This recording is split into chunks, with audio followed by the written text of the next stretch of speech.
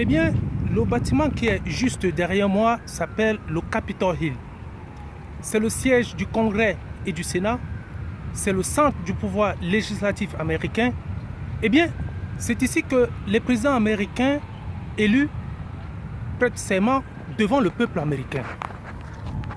Jamais une élection américaine n'avait connu une telle amertume d'émotion et de division pendant la campagne et suivi des protestations sur toute la quasi-totalité du territoire américain. Après le résultat du vote, Donald Trump avait gagné Hillary Clinton le 8 novembre 2016. Elle ne verra donc pas son rêve se réaliser, comme elle le disait en 1969, lorsqu'elle était brillante étudiante à l'université. Elle disait, je cite, « Dans ce monde, l'impossible est possible. Je serai la première femme présidente de la République des États-Unis d'Amérique. » Malheureusement pour son cas, l'homme propose et Dieu dispose. Donald Trump prêtera donc serment devant le peuple américain, la main sur la Bible, et demandera à Dieu de lui venir en aide. Malheureusement, il ne demandera pas pardon à ceux qu'il a offensés pendant la campagne à travers les insultes et les provocations. Le recours du recomptage des bulletins de vote lancé par la candidate du parti écologiste et les anomalies découvertes lors du vote par les experts en informatique, mais surtout la confirmation de la CIA, FBI et de Barack Obama de l'influence de la Russie sur le système électronique qui a permis Donald Trump de triompher, n'a pas découragé le président élu qui affirme lui-même qu'il y a eu 1 million de personnes qui ont voté illégalement. Et comme mystère, il est le seul à le savoir. Après avoir modifié son agenda électoral plusieurs fois, avant même la prestation de serment, et surtout qu'il a toujours eu un bras de fer avec la presse américaine, sera-t-il à la hauteur du plus grand poste de responsabilité du monde? C'est la question que tout le monde se pose ici aux États-Unis d'Amérique. Le président élu Donald Trump accomplira peut-être l'agenda du président Barack Obama qui était prévu pour Hillary Clinton. Car à plusieurs reprises, juste après sa victoire, il a toujours qualifié le président Barack Obama comme un homme de bien qui a toujours eu de bonnes idées. Et pourtant, il considérait ce dernier comme le plus médiocre président que l'Amérique a connu.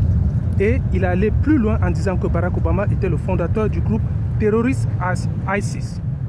Il ne va donc pas satisfaire les ambitions des white suprémacistes qui sont en majorité analphabètes et très xénophobes, comme le décrit la grande chaîne de télévision américaine CNN.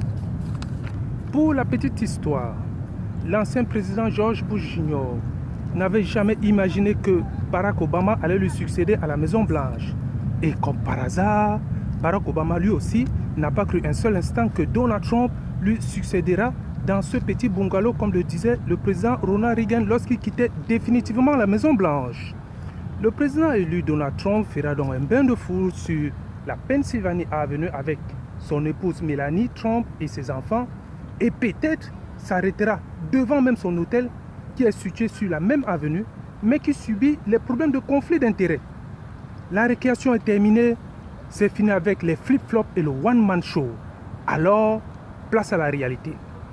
Lors de la première conférence de presse tenue à la Maison-Blanche, après l'élection présidentielle de 2016, le président Barack Obama disait, je cite, « Donald Trump n'est pas idéologiste mais pragmatique dans ses idées. » Et pendant la conférence de presse tenue en Grèce lors de sa dernière visite européenne, il disait encore qu'il n'a pas vu le danger venir. Et jusqu'à présent, il est surpris du résultat du vote. Mais surtout, lors de sa dernière conférence de presse à la Maison-Blanche, il disait que Donald Trump est encore en mode de transition. L'historien américain Alan Lichtman, qui avait prédit correctement les résultats des 9 derniers présidents élus, disait que Donald Trump sera peut-être destitué de son poste, car jusqu'à présent, il ne vivait pas sur la même longueur d'onde que son parti républicain. En Amérique, time is money, comme disent les businessmen. Let's get the work.